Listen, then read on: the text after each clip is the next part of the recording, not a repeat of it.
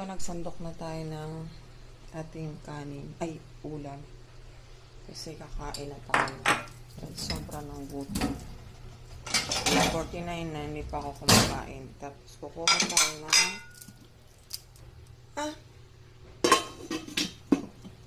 hindi ko na napindot.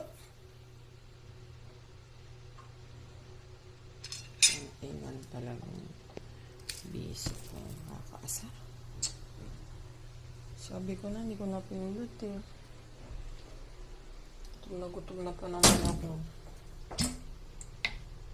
Bad trip eh.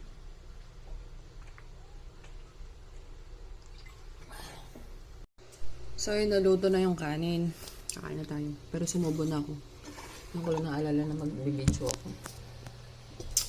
Alam ko, daing,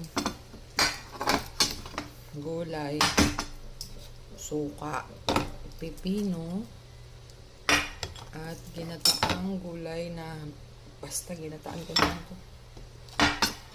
Walang gisa-gisa. Dala-diretso lahat.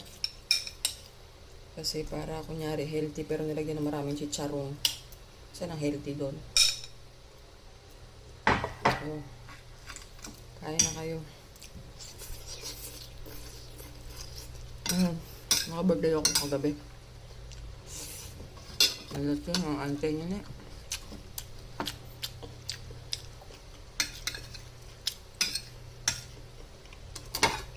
Ginadaan namin.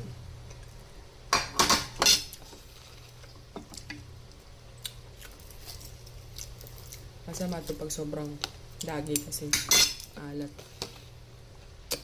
Kaya ang ginagawa ko, hugasan ko. Ba't ang puti ng dila ko?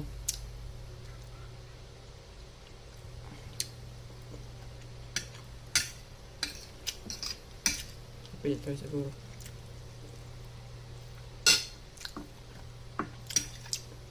Okay ng puti.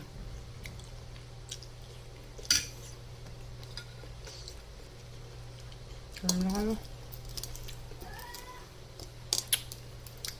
Feeling gusto mong maging healthy. Gulay-gulay ka. Pero hindi ko alam. Hindi ko sure kung healthy ba talaga ang gulay. Kasi kung hindi mo tanim, malam mo ba kung anong ginawa nila doon. So, ang ginagawa ko, pag nugasan ko ng gulay, nalagyan ko ng asin. May ulam na ako! Ano yun? Nagtitinda ng ulam dito. Isda. Ako naman lagi mag-isda.